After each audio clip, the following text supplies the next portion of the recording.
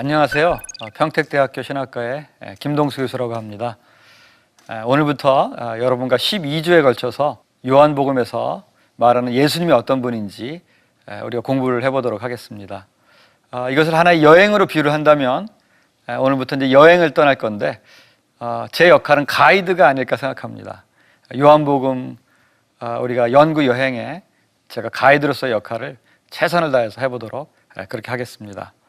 오늘은 그 요한복음 이렇게 본문 자체를 좀 공부하기에 앞서서 요한복음이란 어떤 책인지, 요한복음이란 무엇인지를 한번 여러분과 같이 공부를 해보도록 하겠습니다. 오늘 우리가 공부할 포인트를 한번 좀 보면은요, 첫 번째는 요한복음서는 모든 그 세대에 걸쳐서 크리스찬들에게 사랑을 받아온 애복음서다. 이런 게 첫 번째 포인트고요. 두 번째 포인트는 요한복음은 요한의 눈으로 봐야 된다. 그거고요. 세 번째 포인트는 요한복음의 기록 목적은 사람들로 하여금 이 땅에서 영생을 얻고 그렇게 살게 하는 데 있다. 그렇게 말할 수가 있겠습니다. 먼저 우리가 요한복음의 한번 그 중요성을 좀 보면은요, 많은 사람이 지금도 예수를 처음 믿을 때 요한복음을 먼저 읽으라고 합니다. 또 요한복음은요, 기독교 역사상 가장 그 초대교회 시절에 논란이 됐던 예수님은 어떤 분이냐, 예수님이 신이냐, 또 예수님이 인간이냐, 이런 논쟁의 종지부를 찍게 한 게 요한복음입니다. 여러분이 대답은 잘 아실 겁니다. 정답은 뭐냐면 예수님은 완전한 신이요 완전한 인간이다, 그건데 특별히 완전한 신이라고 하는 말이 요한복음 1장 1절에 나와 있습니다. 태초에 말씀이 계시니라, 말씀이 하나님과 함께 계셨고 이 말씀이 곧 하나님이시니라. 이게 요한복음에 분명하게 나타나 있습니다. 또 여기와 연관이 돼가지고 요한복음에는 삼위일체 사상이 그 어느 책보다도 분명합니다. 삼위일체가 한마디로 뭐냐, 하나님은 아버지와 아들과 성령으로 구별되시면서도 하나를 이루신다는 거예요. 이게 요한복음에 나중에 우리가 5장을 공부할 때 더 자세히 공부할 텐데 가장 분명합니다. 또 우리가 요한복음 보면은요, 성경의 요절인 요한복음 3장 16절이 있어요. 여러분 다 그 외우시죠? 하나님이 세상을 이처럼 사랑하사 독생자를 주셨으니 이는 그를 믿는 자마다 멸망하지 않고 영생을 얻게 하려 하심이니라. 이렇게 이제 요한복음은 기독교 역사상 아주 중요한 복음서로 자리매김해 왔습니다. 또 요한복음에는 이제 여러 특징이 있는데요, 그걸 여러 말로 우리가 표현을 하는데, 요한복음은 참 쉽다. 그래서 요한복음의 그 별칭 중에 하나가 어린이 복음서입니다. 애들도 이해할 수 있다. 근데 그 반대로 요한복음이 또 수수께끼 복음서라는 말이 있어요. 수수께끼라는 거는 참 잘 알기 어렵다, 그런 뜻이죠. 일측면으로 요한복음은 단순한 메시지와 단어로 구성되어 있어서 내용을 알기가 어렵지 않아요. 구원받는 방법, 하나님이 우리에게 예수님을 보내주셨는데 믿으면 구원받는 거다, 단순합니다. 그러나 너희는 내 안에 거하고 또 내가 너희 안에 거한다, 이런 말은 또 무슨 뜻일지 조금 어려운 감이 없잖아요. 그래서 요한복음은 두 가지 측면을 다 가지고 있습니다. 어린이 복음서와 수수께끼 복음서라는 그 양측면. 또 그 요한복음은요, 초신자가 읽는 그런 복음서이면서 동시에 심오한 진리를 알려고 하는 사람들이 또 애호하는 그런 복음서입니다. 이런 별칭이 있어요. 요한복음이라는 그 수영장에는 어린이와 코끼리가 같이 수영할 수 있다. 초신자도 요한복음을 통해서 무엇인가 자양분을 얻고, 코끼리와 같은 이제 기존 신자도 요한복음에서 우리의 영적인 자양분을 쉽게 얻을 수 있다는 것입니다. 한 가지만 더 말씀을 드리자면은 요한복음의 별칭 중에 하나가 영적인 복음서라는 말이 있어요. 이거는 사실은 초대교회 교부 중에 하나였던 알렉산드리아의 클레멘트라는 분이 얘기를 하신 건데요, 이거를 잘못 이해하면은 요한복음에는 사실 기록은 안 하고 의미만을 기록했다, 그렇게 생각할 수 있는데 그게 아닙니다. 영적인 복음서라는 것은 단순한 사실만이 아니라 심오한 진리, 그 안에 깊은 어떤 사고가 있는 진리, 그런 게 포함되어 있다는 것입니다.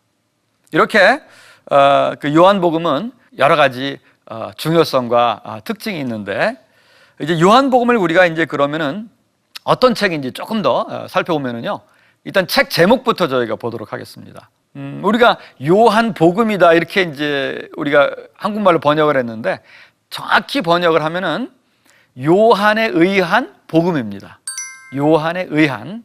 그 중간에 약간 의미를 넣자면 요한에 의한 예수 그리스도의 복음입니다. 이게 뭐가 중요하냐? 우리가 마태, 마가, 누가, 요한복음도 정확히 말하면 다 이런 겁니다. 마태에 의한 복음, 마가에 의한 복음, 누가에 의한 복음. 정경 복음서는 다 이렇게 돼 있어요. 근데 이 외경이라고 하는 사실이 정확하지 않고 좀 우리가 크리스찬이 정경 말씀을 읽을 수 없는 그런 복음서에 따르자면은 복음서의 이름이 유다 복음서라는 게 있습니다. 유다에 의한 복음서가 아니라 유다가 주어예요. 유다가 설파하는 메시지라는 거죠. 그래서 예수 이름을 빌려서 자신이 말하고자 하는 말을 말했던 게 유다 복음서라면, 우리가 요한 복음서는 요한이라고 하는 사람이 예수 그리스도에 대한 복음을 전파하기 위해서 쓴 거다, 이렇게 말을 할 수가 있겠습니다. 그리고 요한복음서는 우리가 마태, 마가, 누가 그 요한복음 중에 하나, 사복음서 중에 하나다. 이게 또 굉장히 중요한 사실입니다. 여러분은 아마 많이 읽어보지는 않으셨겠지만 혹시 들어보셨는지 모르겠어요. 외경복음서라는 것들이 있는데요, 외경복음서에는 예수님의 어떤 측면 하나만 기록한 게 있어요. 어린 시절 이야기만 기록한 도마 복음서, 도마의 어린 시절 예수의 복음서라는 게 또 있고, 또 예수님의 순환 사화만 기록한 베드로의 순환 복음서라는 것도 있습니다. 또 예수의 말씀만 기록한 도마 복음서라는 것도 있어요. 그런데 사복음서는 어떠냐면요, 예수의 말씀과 행적을 균형 있게 기록한 것입니다. 마태, 마가, 누가, 요한복음이 다 그렇습니다. 마태복음은 예수님의 가르침을 이렇게 하나로 모아요. 예를 들면 산상수훈 같은 거 있죠. 마태복음 5장에서 7장, 또 13장, 또 18장, 24장, 25장에 하나님의 나라에 대한 말씀을 모아놓고요, 중간중간에 예수님의 행적을 기록하고 있습니다. 요한복음서도 마찬가지로 예수님의 표적을 행하시는 것과 또 예수님의 말씀을 아주 균형 있게 잘 기록한 그런 복음서입니다. 그런데 이제 이 사복음서 중에서 마태, 마가, 누가복음을 우리가 공관복음서라고 합니다. 공관이라는 한자는요, 같을 공자, 볼 관자, 같은 관점으로 원래 보았다는 뜻입니다. 근데 그건 정확한 말은 아니고요, 비슷한 관점으로 본 겁니다. 뭐에 비해서? 요한복음에 비교해서. 어떤 이제 그 같은 관점으로 마태, 마가, 누가가 보냐면, 예수님의 사역을 기록할 때 처음에 갈릴리에서 시작합니다.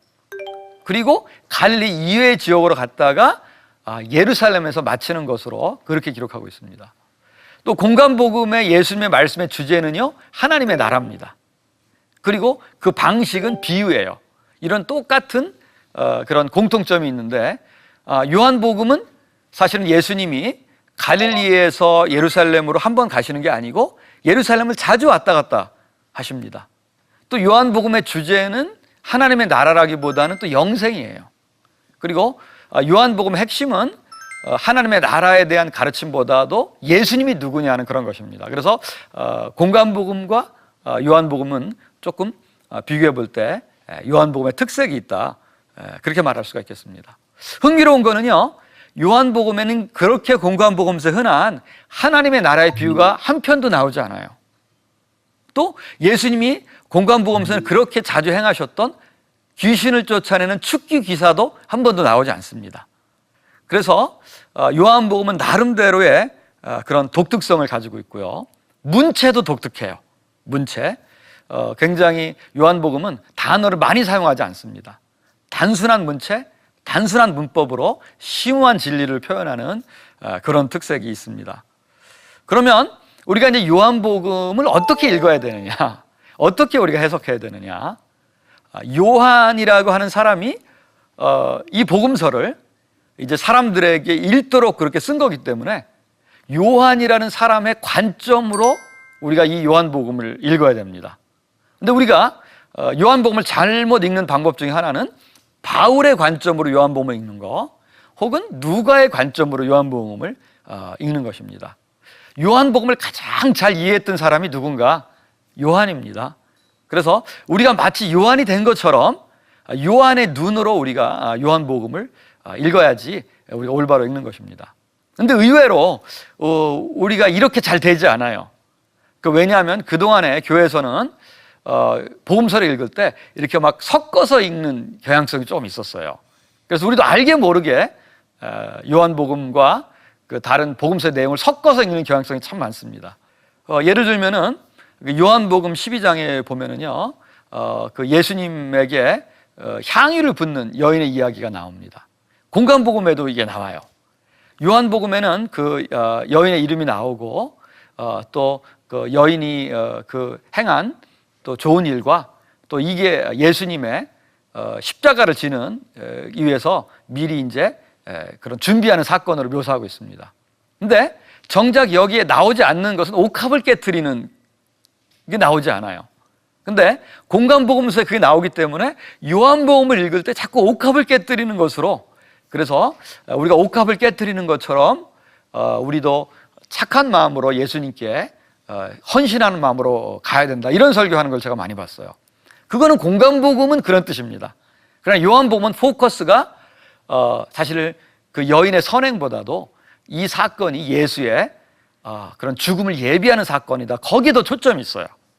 그래서 요한을 요한되게 읽으라고 하는 그런 우리가 지침으로 우리 요한복음을 공부해 보도록 그렇게 하겠습니다.